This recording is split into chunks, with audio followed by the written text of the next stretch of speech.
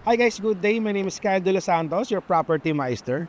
So as of now, nandito tayo ngayon sa Vermira Lipa, Batangas. And gusto kong i-showcase sa inyo, ano ba talaga yung itsura kapag sinabing complete type turnover.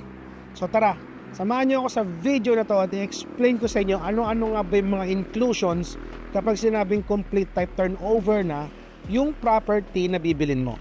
Tara! Ayun guys, so as of now, nandito tayo ngayon sa Mireo unit. Ayan. So single attached na siya, complete type turnover, and ang lot area niya is minimum ng 99 square meters at ang floor area naman niya is 87.81 square meters. So tara, pakita ko sa inyo yung unit. So ito siya guys. Ayan, ito yung lot area niya. So meron siyang space for car park. Ayan. So single attached. Sa likod naman guys, meron siyang 2 meters wide space for backyard and then dirty kitchen. So tara, samahan niyo ako sa loob ng unit. Ayan guys, so nandito tayo ngayon sa loob ng Mireo unit which is yung single attached nga. So kapag sinabing complete type turnover guys, meaning nun, lalagyan mo na lang siya ng gamit. So painted finish na siya in and out. Ayan. As you can see, may tiles na rin siya. Painted finish nga, may mga sliding windows na rin. Hindi lang kasama si aircon. So, pero, ayun na yung idea niya kung saan nyo siya pwedeng ilagay. Ayan. So, ganito siya ka-spacious. Ayun din yung maganda kay Mireo. Sobrang affordable yung unit. Tapos single attached na. Tapos ganito kalaki yung space for living area. So, sa dining and kitchen naman, ito naman yung space na allotted. Ayan. So, complete type turnover nga. Kasama na siya, included na sa turnover. Kitchen and sink and overhead cabinets. And then, meron ditong access going sa backyard. Ayan, so, open natin siya.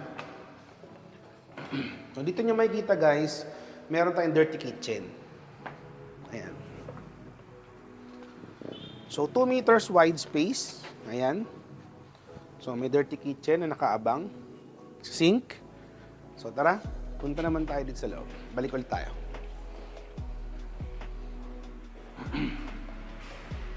So dito, ito naman yung common bathroom niya sa ground floor. Ito yung common bathroom niya. Ayan. So hindi rin siya tinipid sa space. Ayan, from shower head, gripo, toilet, yung sink niya. Ganito kalawak yung space guys. Ayan. So kung gusto niyo siyang maglagay ng divider na salamin, pwede rin. Upon turnover naman, kung gusto niyo siyang palitan yung interior design, pwede. And then dito, yung parang ground floor na room niya. So pwede siyang storage room or extra na common room niya sa ground floor. Ayan. So tara, punta naman tayo sa taas.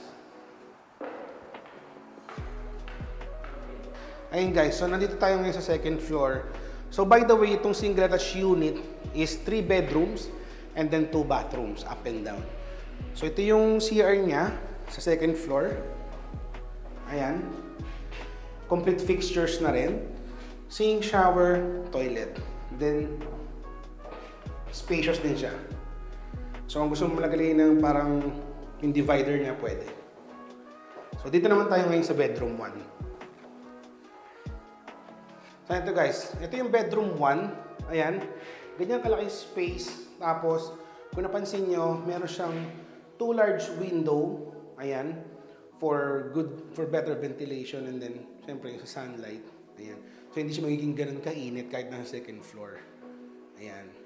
And then, dito tayo sa bedroom 2. Kung napansin nyo guys, ang lalaki ng space bawat rooms.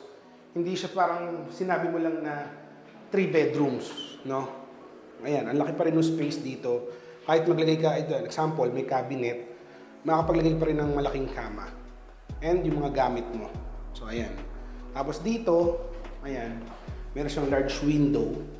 Siyempre, for sunlight and better ventilation. And, punta naman tayo ngayon sa master bedroom. Ang laki ng master bedroom nila, guys. Ayan. So, kung napansin nyo, ganito siya kalaki, ganito siya kalapad. Ayan. Ayan. Ang laki niya. Tapos, meron na siyang kasamang built-in cabinet sa master bedroom. Tapos ito, Ayan. Large window.